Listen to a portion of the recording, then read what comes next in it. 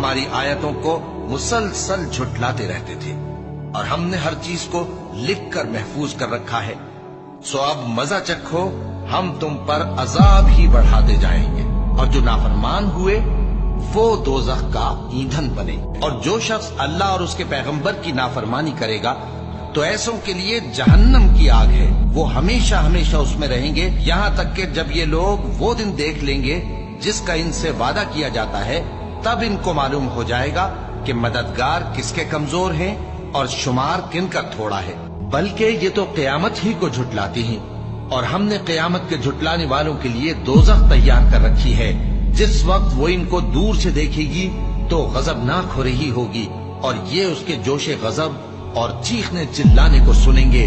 اور جب یہ دوزخ کی کسی تنگ جگہ میں زنجیروں میں جکڑ کر ڈالے جائیں گے تو وہاں موت کو پکاریں گے۔ آج ایک ہی موت کو نہ پکارو، اور بہت سی موتوں کو پکارو۔